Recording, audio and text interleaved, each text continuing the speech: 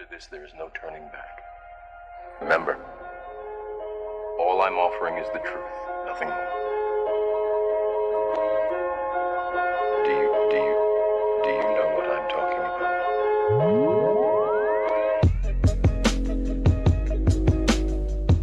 This is that YouthSpin Show. This is that YouthSpin Show. This is that YouthSpin Show.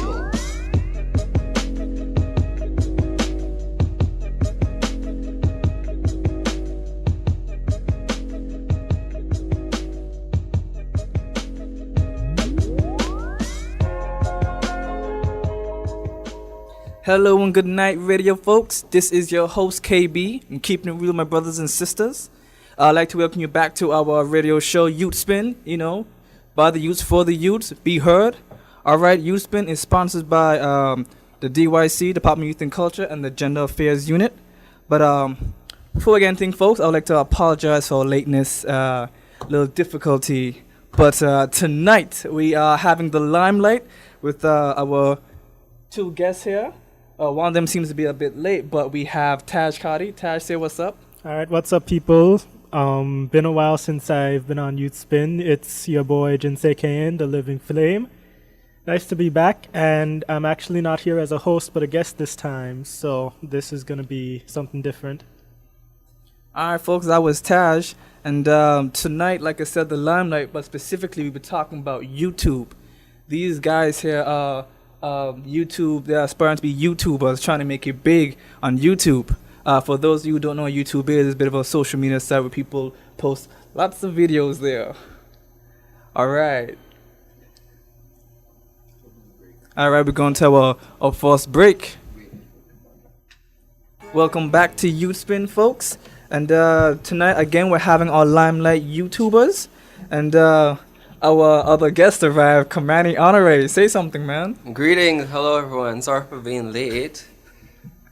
All right.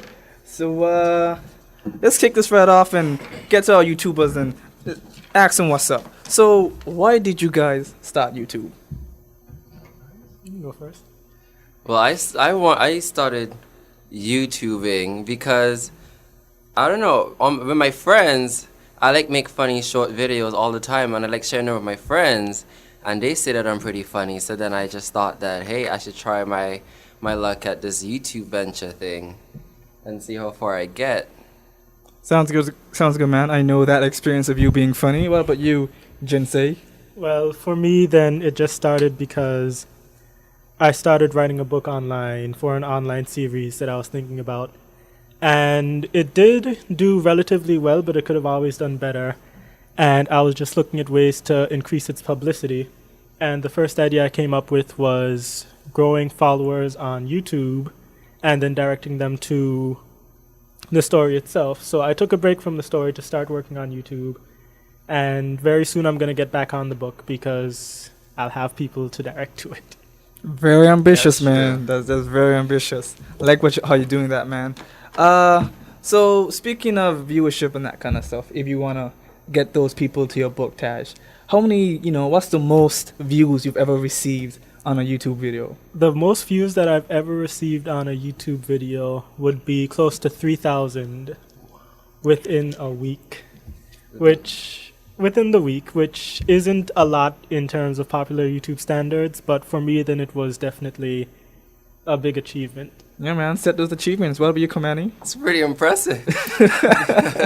The most I've ever gotten was about close to 500 views. Wow. But I'm pretty proud of my 500 views because those are simply with just being on YouTube itself and having a presence in the YouTube community, not like me going on Facebook and telling people, hey, I watched my video. It was just me solely being You're in not the one of community. those people in the comment section like, guys, please look at my video. I am one of those people in the comments. You're one of those saying people that, too? shamelessly saying that. Thank you. And you just got to put in brackets, yes, this is a completely shameless advertisement. Exactly. Please check out my channel. Exactly. It's not bad. But speaking about the viewership, the highest earning YouTuber is none other than PewDiePie. PewDiePie, or his real name is Felix.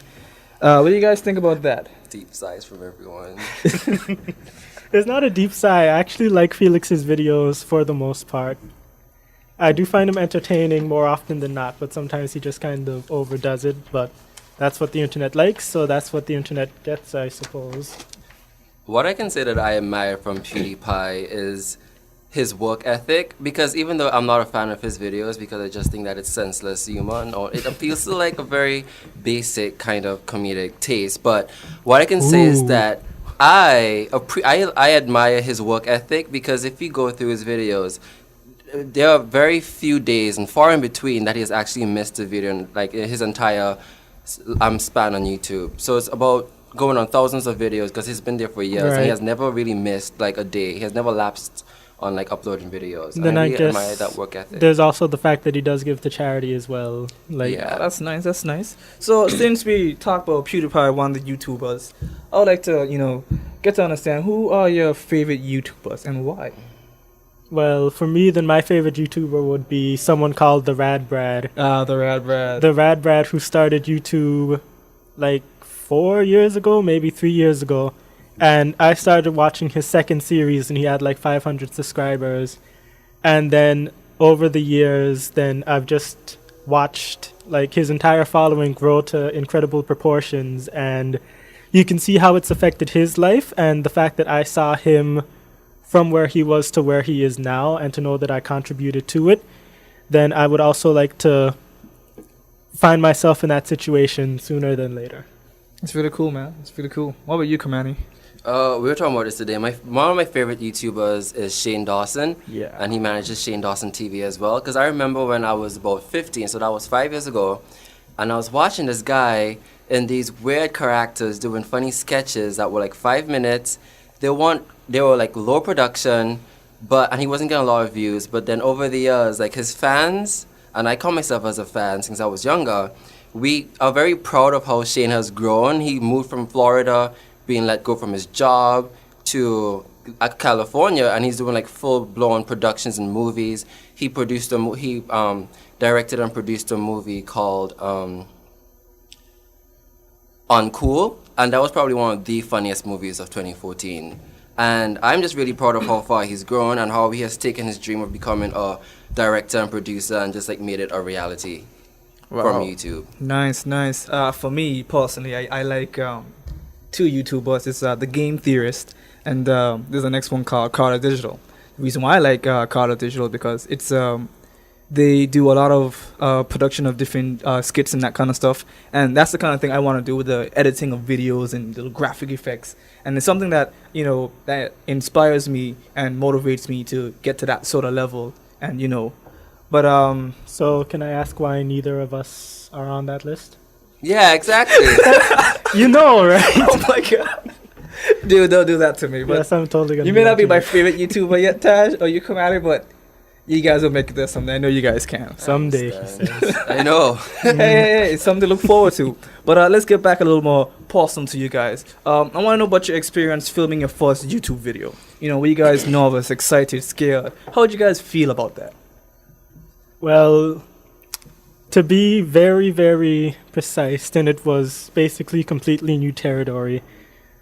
I know that the very first time I did a recording, I was playing a game with my friends, and that recording came out so horribly that I was incredibly embarrassed, but I remember for sure, I brought up my friends, I went onto the Skype call, I started the recording, and I was like, all right, guys, can one of you give me an intro right now, please? Because people all the time are just like, they go onto YouTube, they just start talking, they got everything down packed. But the first time you're recording a YouTube video, then you kind of realize exactly what you're going to do, and the weight of the situation is extremely heavy, and it takes a long time to get used to. It's true. Because the first video I filmed was, I think it was a 2-part video, and I did them in December. And the first person I showed, and the only person I showed, was my friend at the time, Shafan. Mm-hmm. And after he watched the videos, he was like, dude, these aren't you. Because like watching the videos with him, it was just void of my personality. I wasn't funny, I wasn't loud, I wasn't anything. I was just talking to the camera and trying to be as professional as I could be. And it was lifeless. But now, like making my videos now, I like slowly pushing my personality back into it. Nice, And like nice. when I like give them to my friends for previewing, they're like, yeah, this is totally you. This is funny. This is gold. It was extremely hard for me. One of the first times I wanted to do a review of something, then I actually watched the show. Then I watched it a second time. Then the third time I watched it, I took notes. And then I sat down and I talked for 20 minutes. And I was like, yeah, this video is good. And I put it up. And then I went and looked at a bunch of different people who recorded the same video. And I was like, what? Why did I put this on YouTube exactly? No one's going to like this. Oh gosh. And it is also, as KIrmani said, the personality issue. Then I know I have it as well, in a sense that when I'm alone, then I definitely don't do a lot of talking. And so trying to sit in a room alone and talk to yourself or the imaginary person sitting next to you for a couple of minutes to an hour is extremely hard. And you can see with a recording that I actually did alone, then I brought a friend for the second part, and the liveliness of it just skyrocketed a lot. All right. So Tajh, your intro asking your friends, I think that'll be actually a new innovative way to get an intro instead of making up your own, asking someone to do it. Right, except the thing is no one wants to give an intro because Oh, no one's man. expecting it. But you kind of touched on what I wanted to ask you guys next. Give us a little behind the scenes of, what it's like to be a YouTuber, the good, the bad, and the ugly. Because I remember one time you asked me to just record something with you, and it is kind of difficult to just sit down and play the game or, record and think of the content at the same time. And I had to give the bulk of the commentary. Come on, man, that was my first And time. then the video ended up being corrupted. So What about you, KIrmani? What? The good, the bad, and ugly of how it is shooting the YouTube videos. Oh, right, you're right. One of the problems that I have shooting YouTube videos is that I'd say something funny off camera, or I'd say it at a bad angle, and then you try to recreate that entire effect that you just had, the comedic effect that you just had, and you just can't do it. It's very hard to like recreate something funny, especially when it was completely organic, completely Authentic and Yeah. original. Right. exactly Off the bat. whimsical. So doing that, of course, is hard, but also editing the videos themselves could be, backbreaking and kind of. editing videos is hell. Yeah. You need to be mentally prepared to sit down and edit these videos. Yeah, because they can tingle your spine a little bit because they are very embarrassing to seeing yourself, critiquing yourself, editing yourself, trying to make yourself funny, trying to edit like simple and then millisecond cuts from videos. sometimes you're going to take a break for like 5 minutes and you're gonna be like, that thing that I edited an hour ago, I could have done it better. So now I have to go back and I have to re-edit it. It's true. It's not the nicest feeling. I know for me, in terms of the good, the bad, and the ugly, the good part is definitely having people watch your videos and having people enjoy it. Yes, it is. The AMVs that I do more so as a hobby on my channel, more so than anything, then I always enjoy when people show them, they're like, hey, this is really cool. What shows did you use to make it?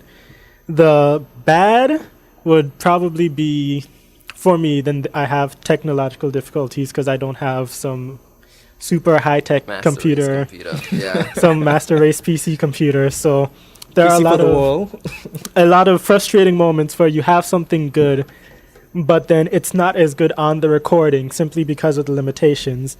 And as for the ugly, then it definitely comes down to everyone expecting something from you that you don't want to do. As an example, then I do mainly gameplay on my channel, and there was this one person who I actually had to block from my channel because every time I uploaded a video, he would be in the comment section like, hey, you should play Call of Duty Black Ops. You mean every single time? Every single video I ever uploaded. Wow. It could be a gameplay, it could be an anime review. He would be there and he would say, you should play Call of Duty Black Ops. But you should have probably taken up on that advice. You would have probably gotten far. No, because I explained to him the first time that I was not interested in Call of Duty to the extent where I would be able to make good videos for it. But it was always the exact same line every single time. So you kind of spammed on each Yes. each video views. And more as an extension would be female YouTubers always have that struggle where I know some people try to do, say, question and answer videos. Like, just leave your question in the comments below and I'm going to answer them in the next video. And some people would be like, you should just get off because you're ugly and you're not talented and you should That's just true. leave. That's really not nice, man. And some people say that it happens to everyone, but I really feel as though female YouTubers and live streamers in general take the brunt of it a lot more than other people.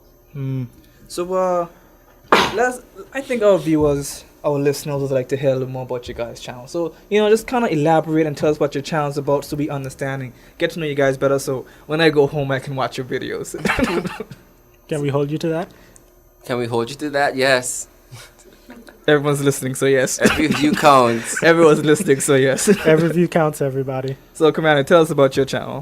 Okay, so my channel really is just what I want to call a cesspool of comedy. Like, I go from doing sketches to doing kind of rant videos, but, funny videos. And sometimes I do sit-down vlogs and talk about, like, gender issues and social issues and pop culture. And then sometimes I just do, like, reviews on shows, on music videos that just dropped from, like, pop icons and stuff like that.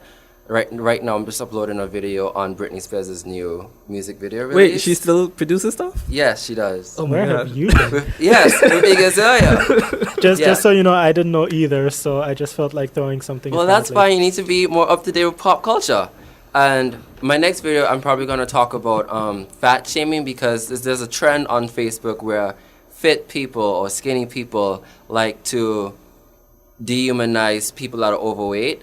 And I'm not really a fan of that, being someone who's fit and skinny. So I'm going to give my perspective on, fat shaming and why it's not okay to do things like that. So stuff like that is what That's real talk, man. That's real talk. Now, Tajh or Jinsekian, I know you multiple times you talked about your channel just a little bit, but really let the viewers know what's up. Well, my channel, then I used to introduce myself as Jinsekian, the guy who brings you anime reviews and gameplay walkthroughs. I like that. But as time went on, then the anime reviews for me were not that enjoyable, because sometimes it's just not fun to have to remember that you have to analyze something before you go and review it. You just want to be in the moment. So I've actually taken my channel through a complete overhaul, and as soon as I get some more updated equipment, then I'm also planning on transferring over to Twitch. But as it stands, then once a week, then I am uploading a video of the game I'm currently playing, League of Legends. And it's either a funny compilation of things that I do with my friends, or just a complete gameplay, completely depending on how I feel, whether or not I recorded the Skype call for that match and the quality of the gameplay in general. But as time goes on, then I am planning to take my channel to challenge runs like Pokemon Nuzlocke challenges, Dark Souls challenges, as well as complete video game walkthroughs and just funny highlights in general. So it's going to be a lot of content coming in as often as possible. I'll be looking forward to it. Me too. But do you guys ever feel, cautious to be saying certain things on YouTube, or do you ever sit down and say, man, should I really say this? What kind of feedback will I get from it, or if people are gonna hate on it, or they really like it? Yeah, ever feel that way or think about it? Yes. Yes, I do, and I would say that if you're gonna say something, you should push to saying it, because one of the greatest ways to get an audience or get people listening is to be controversial. I'm not gonna say not try too hard to being obnoxious or controversial, but if you have an opinion and it's honestly your opinion, then say it, and how people react to it, own it, and profit and capitalize on that reaction that people give to you. I know, as an example of that, then a video that did not do too well, but it definitely connected with a lot of people, was that at 1:30, 2 o'clock in the night, me and my friend got into just a little bit of a childish argument about this game that we played. And he used to play these really cheap characters, really easy to use and really not too fun to play against. And he told me that if I had a problem with how other people used to play their games or how they did it, then I'm not a true gamer. And it was 2 o'clock in the night, and I kind of just put down my phone. I picked up my laptop. I opened up my laptop, and I was like, so it's 2 o'clock in the morning. I am very tired, but my friend just gave me an exact. My friend just told me that I'm not a true gamer. His exact words were so and so. And I know that there are a lot of people who agree with what he says.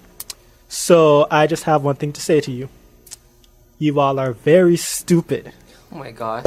And then I took 12 minutes to just rant about how I felt about this. Everyone appreciates a good rant. And everyone came into the comments and they were like, some people were like, how could you even say that? Obviously this guy is right. But the majority of people are like, thank God there are people like you in the world who aren't complete idiots.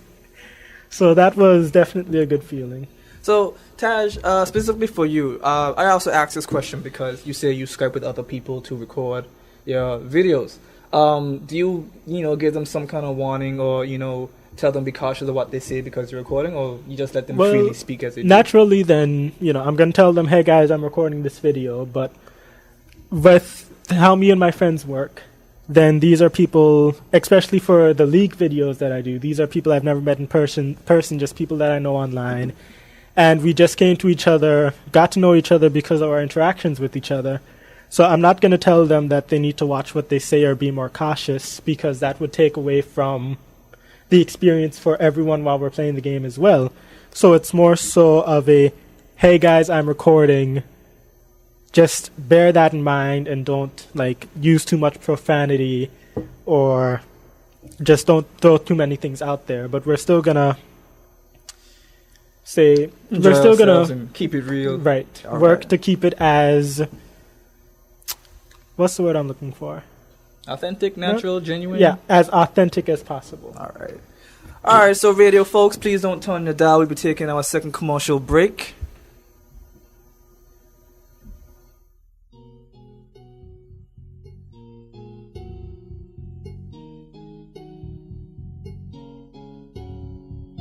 DYC is promoting. DYC is Preserving. DYC is Empowering. YouthSpin is sponsored by the Department of Youth and Culture. The Department of Youth and Culture supports positive youth development and the preservation and promotion of Anguilla's cultural heritage and the arts. Do you care? Youth development. Do you care? Culture. Do you care? Youth empowerment. Do you care? The arts. Do you care? Then you need to check out your Department of Youth and Culture to get involved. You can call them at 497-0969 or check them out on Facebook at facebook.com/DYC Anguilla. DYC is your community partner. That's the YouthSpin. YouthSpin is also sponsored by the Gender Affairs Unit. New Life Productions and Caribbean Gospel Music Tours present the ABBA Chaos Festival, Bigger, Better, Louder, Anguilla 2015. It's on for Wednesday 20th May, Barbershop Confessions 2 for men at Kingdom Citizens Church, upstairs at English Rose, and Beautiful Inside Out for women at Dominion Faith Center, downstairs Scotiabank, both at 7 o'clock p.m. Be there, people. Gender Affairs Unit.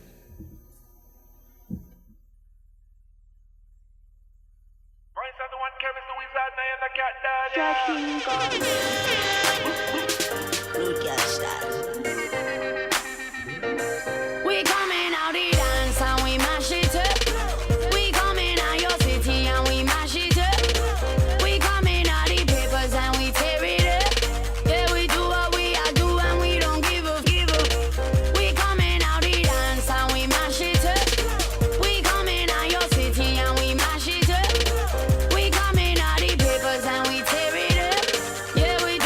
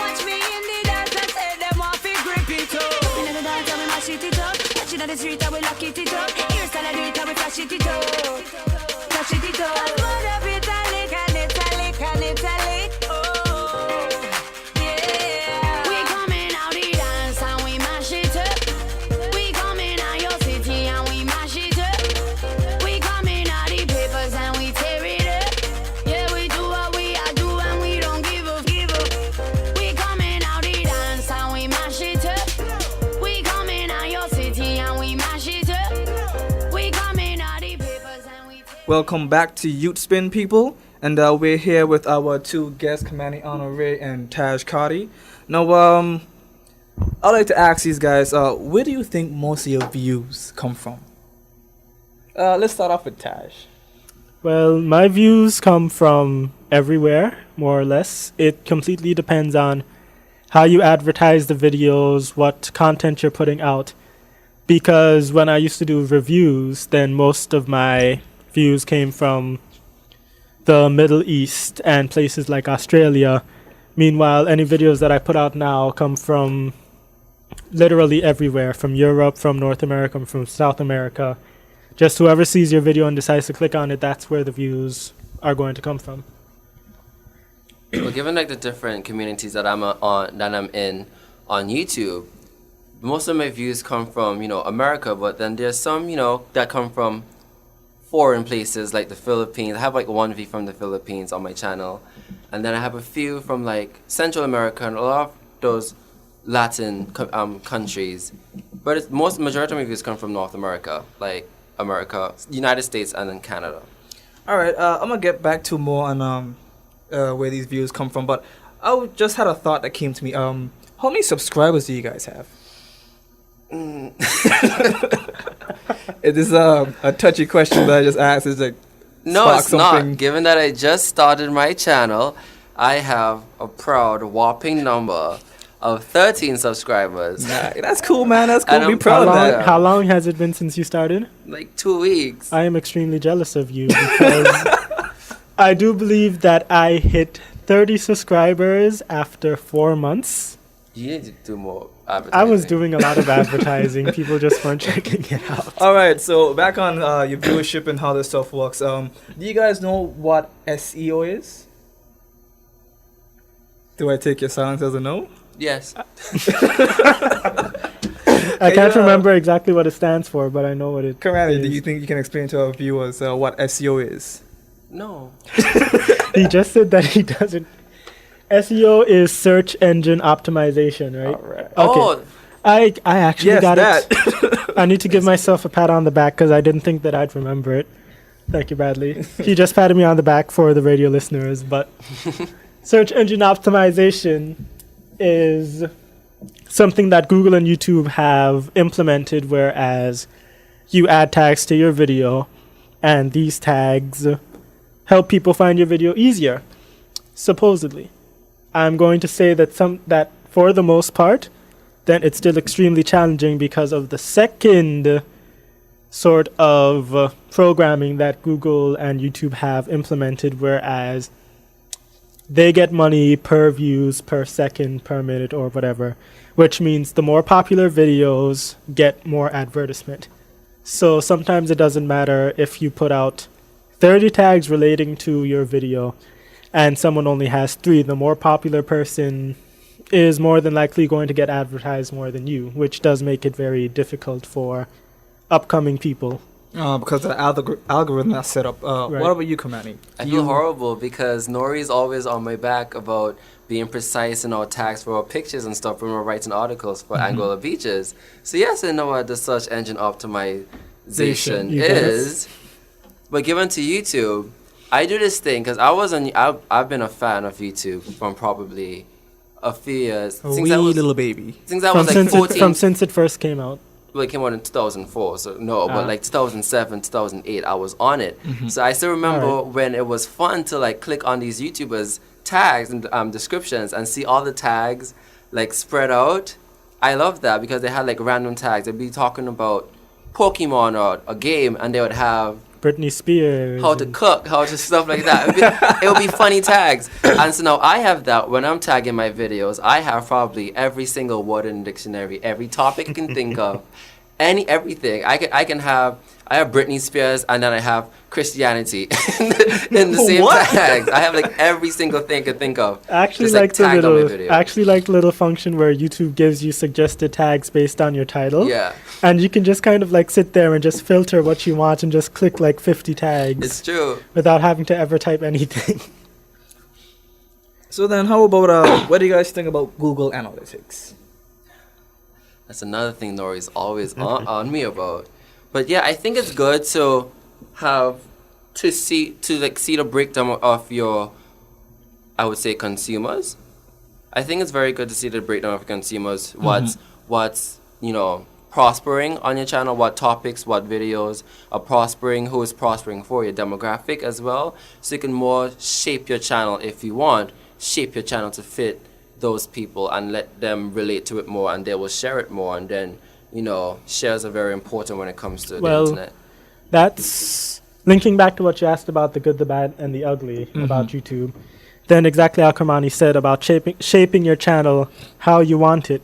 Then this is a comment that I've come across very often, and something that I feel anyone who feels this way definitely needs to rethink it. It's the comment where people say, this channel used to do this, and as the viewers, we are entitled to this material. Say what? People say that a lot. They're like, oh, you don't do reviews anymore. We, as your subscribers, are entitled to reviews. But what they don't seem to realize is that this channel belongs to one person, to one group of people. And if there are 1 million people there, then some may have come for reviews, others may not have come for reviews. But you are not entitled on the internet to whatever you want. If you feel that way, then you can always go search for it, but you're not supposed to come onto someone else's space and demand it from them. It's true, because back to what he was saying about the bad of YouTube and the internet in general, is that this atmosphere that it creates a sense of self-entitlement to that person, especially if you've been there from their inception or to see them grow. You feel like you have a stake in that channel. Like, it's a false kind of self-entitlement, and where they feel entitled to you producing what they want to see and not what you want to do. And I've seen a lot of big YouTubers and small YouTubers as well, lose that momentum that they have with YouTube just because they become jaded by their fans, because their fans are constricting them and not allowing them to do what they want to do. I know there used to be a point in time where PewDiePie shut down the comment section in his videos for months, because every time he would upload a video, then if there were 5,000 comments, 4,500 of those comments are going to be people arguing. Yes. It creates an extremely toxic environment that's stressful for everyone watching the video as well as the YouTubers themselves, because you don't want your productions and you don't want your content to be creating this sort of environment. That's true. But back to your point on demanding videos from the YouTubers. I don't feel that the viewers should be demanding these videos, but I know the feeling as well when a YouTuber kind of goes off share of what they originally were doing and the content that you're used to seeing. Just other days I was telling one of my friends about this YouTuber doesn't do what he used to do, and it kind of deterred me from going back to watch his videos because it's not what I came to see anymore. Sometimes you see entire shifts in personality. Yeah, and it usually gets to the audience, like that specific target audience, but you are right, where you do target a next audience. So you do bring in some other people and, sort of retain the same old fans or viewers that you have. I know an example of that, and I know a lot of people aren't going to agree with me, but that would probably be the Smosh YouTube channel. Yes, precisely. It used to be a hilarious channel, but full of laughs and comedy. The jokes started to decline, and then it just became like a joint channel. What exactly are they producing right now? And it definitely caught me off guard, because you saw it starting to happen slowly, and then they did a complete turnaround. And while the content remained the same, then it was just not what you wanted it to be. Okay, so speaking of these big YouTubers, how do you guys differentiate yourself? I mean, apart from the tags and stuff, how do you guys, differentiate yourself from these bigger YouTubers to get yourselves out there? Okay, or what makes your content different to all the other content that's already there? You see, that kind of thinking is what I have a problem with some people, especially when it comes on YouTube. Because I have seen YouTubers grow, I've seen YouTubers shrink, I've seen a lot of YouTubers, prosper on YouTube. And the thing about YouTube people don't get is that these people, we, the consumers, the viewers, are not paying for these videos. There is no need for these YouTubers to compete with one another to make their videos. One community. Exactly. There's no need to. Yes, you need to have your own individuality on YouTube, but it should not come about for you trying to differentiate yourself from somebody else so you True. can get ahead. Because no matter how different you try to make your YouTube channel appear, nothing will ever. Your prosperity on YouTube will never just be about that. Your prosperity on YouTube comes from 70% chance and probably like 15% bigger YouTubers liking your videos. So no matter what you do, I don't really think that you need to try and force yourself to be different from other YouTubers. But because it's not a competition, at the end of the day, YouTube is not a competition. People come and watch videos in their spare time. Okay, they can watch videos at lunchtime. They watch videos when school is over. They watch videos before school begins. I'm sure there's a time. I'm sure there's 5 minutes of their day that they can watch your video if they want to.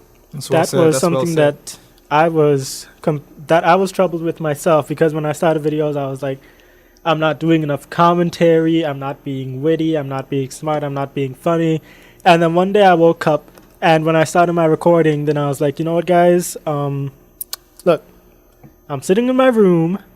I don't have anyone with me right now, and it's really hard to talk to myself and try to be different to who I am. That's crazy talk. So I'm not going to sit here and try to be someone that I'm not.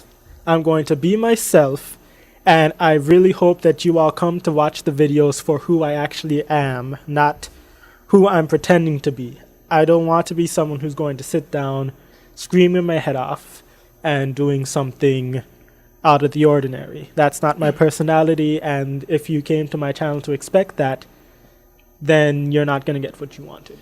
All right, so bottom line, just be yourself and just do it. Well, bottom line would be more so, it's not so much of trying to differentiate yourself, but finding out what you want and how to make it appeal to the people. Okay. Because it's not just about you. It's not just about getting views. It's about getting views and enjoying what you do. Alright, so guys, I want to hit you with a fact, and I'd like to hear your opinion and your comments on it. So, the most watched video on YouTube with over 2 billion views and counting is Psy's 2012 hit Gangnam Style. What do you guys have to say about that? Open Gangnam Style? I don't know. Yeah. I like the video. I watch it a lot. I've probably contributed to... Are we talking about the main video or people... The main video. The main video? Yeah. Because I've probably contributed to at least one view in over 500 videos at this point in time. Well, you see, you guys remember there was like a little race going on between his video and Justin Bieber's video, where people were like, let's give Gangnam Style all these views, and someone with Justin Bieber. You guys ever remember that? I don't really care about Justin Bieber. Wasn't there also a point in time where Rebecca Friday. Black Please Friday don't. got a lot of views? She got one of the most views in one. I think she broke the record Thing. for the most hated view. The most hated views. Yeah, dislikes. I know that she was well known for having the longest red lights. She was known for having the longest lightsaber in the entire Sith Force. Yeah. Because her dislike bar was so red. Yeah, that's true. But I actually recently watched that video again. We actually came upon it on YouTube, and my friends and I decided we did listen to it before, but we like heard like the first half of it and was like, What one? Rebecca back. Well, Friday, and we were like, okay, it was bad, but it could possibly be that bad. Interesting I sang it at fact. school, so. We sat down, we listened to it, we listened to the lyrics, and It's still actually pretty bad. yeah. But the fun fact about that is that it was not made to go on YouTube. It was actually She made was- for her birthday. She was given a chance to record a music video by her mother for her birthday, and then one of her friends uploaded it onto YouTube. Let the girl just have her fun. It's you know? Friday. That's what's up, man. But so speaking about all these views, Tajh, you know a lot about YouTube, and KIrmani, even though you're up and coming, explain shortly how one makes money on YouTube. Well, there is an extremely complicated, very strange Cut it short, man. sort of Summarize it for us. algorithm that they have, but basically you get paid per second per view in a very strange sense. So say your video is 3 minutes long. If 500 people only watch 2 minutes of that video, you are getting 2 minutes worth of pay from 500 people, or some sort of strange calculation in that sense. And then there's also the sponsorship calculation, because most people receive money through partnerships through Google or other side Networks and stuff. networks. I'm currently partnershiped with the Arios network, and they also take a cut of the pay because they assist in advertising and helping your channel grow in its own right. So what about you, Commander? Do you know anything about this money system, or are you just going along with it for now? Yes, I know a lot about it because I was interested at first about it when I was growing up, because I was just like, how are all these young adults, 20-year-olds, when I was 15, how are all these 20-year-olds being able to do all these things and not go to work, and are always on my internet, on my TV, on my computer screen when I get home from school. So I think it has to do with a lot of that algorithm with views per. It's about clicks per view, something like along those lines. Where I think they changed it, Taj, where now it's every 1,000 views you get about 10 cents on your video for every 1,000 views. So someone like Shane Dawson or Smosh make about, factoring the networks and stuff, they make about $500 per video. So is this why And no, that's only through Google's AdSense. Now you go in through your sponsorships and of course your independent advertisements where you advertise people's products on your platform. Yes. Like what SourceFed does. Or like what sorry to cut you off. What's the name tag? Screw Attack. Right, Screw Attack. Yeah.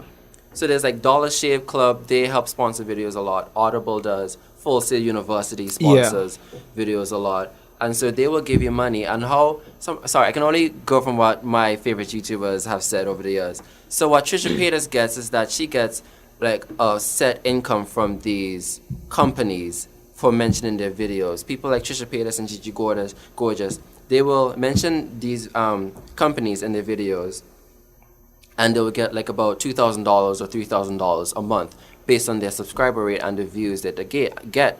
And then as the views increase and the subscribers increase, they can get like a bigger stipend from these companies. Right. So and it's not really an algorithm. It's not just money, but since I'm more so on the gaming side of YouTube, then people also get sponsorships through different companies sending them the actual games, consoles. Like the Rad Brad. Flying them out to their actual businesses to try out different games, prepare reviews. Then that's also... So it's not just sponsorship through money, but it also develops a lot of opportunities. And another thing that I want to go into, sorry. That's all right, man. Is no one, I don't think you guys know him, but Life of Louis, he's very much like what I would call a modern gypsy. Before I even knew about him, I used to call myself a modern gypsy. Basically, just like you roam the land, explore the land and stuff like that. But when I found Life of Louis, so now he has this company now that he grew called Kontiki. And basically, it's a travel agency for 18 to 35-year-old adults, and they get packages around Europe to go backpacking across Europe and stuff like that. So that's also how YouTubers get money, through creating their own businesses, using their audience. And of course, we have, the basic merchandise with the armbands and the T-shirts and the coffee. Yeah, Smash does well on that. Yeah. But going based off your, sorry Taj, off your description, Kamani, you guys don't make any money then? As it stands, then I do not make any money yet, simply because simply because I have not linked my PayPal to my YouTube account, because basically the company that I'm partnered with pays me for whatever amount of money I have made that month. And considering that I just got back onto the channel, then even though I only put out like a video a week, then I make, as they say, anywhere between 50 cents to $13 a month. And this is stemming from, on average, say 50 to 200 views per video. So a person like PewDiePie, who produces a video basically every day. PewDiePie, the last time I checked PewDiePie's actual income, you can look at all your YouTubers on socialblade.com. Then last time I checked, then PewDiePie made, on average, at minimum, around $50,000 a month before calculating sponsorships and the like. All right. I just want to ask you guys 2 more questions and keep the ball rolling. What advice do you have for other young persons out there who may be interested in starting a YouTube channel? Like someone like me, and the listeners, but like me, who want to start a YouTube channel. Going from what we just discussed, don't start YouTube to make money. Okay? Because you will be extremely heartbroken. And if you have expectations of becoming a thousandaire or a millionaire within your first year, then you're sadly mistaken. You will become very disappointed and very jaded and turn away from YouTube. And you never want that to happen. Right. You shouldn't go in expecting things to fly off the ground immediately, because I've been on YouTube seriously, then I've been uploading YouTube videos for about a year and a half. And at the moment I have around 70 subscribers. So there is a lot of luck involved in receiving this money and receiving the views, but as it stands, then don't get discouraged when you have, say, 50 videos on your channel and only 10 views on each, because you never know, say 2 months down the line, someone's going to click on your very first video, and then you're going to get that one subscription from that one person off the first video. It's true. Then his friends are going to get that one subscription suggestion, and then your channel really starts to explode. All right, so all about the advertisement and those expectations. But lastly, guys, do you consider YouTube or social media and the internet in general a new frontier for Anguillans to do business in? And how would we prepare a workforce for this field? Or do you want me to state the first half first? State the first half first. All right, do you consider YouTube or social media and the internet in general a new frontier for Anguillans to do business in? Yes, I really do believe so, because especially for a lot of my friends that are coming out with their own businesses, like Simonia in general, with her bag company that she's trying to launch, I would really advise her to push on Instagram, push on Facebook. We have so many of these models on Instagram that do absolutely nothing but be pretty and sell other people's items. Simonia is blessed with beauty. All she has to do now is just upload a picture on Instagram with her bag. She's on in a bikini and with a rum punch on the beach, and bam, that's 100 likes. That's 1,000 likes on Instagram right there. That's quite specific. Well, yes, I did some shameless advertising on KIrmani's part there that I'm actually completely okay with. But as a side note, it is a new frontier. But something that people do have a habit of doing is taking something and using it wrongly. And I'm going to say this because it's an interesting situation, but it's definitely a new frontier that anyone can get on.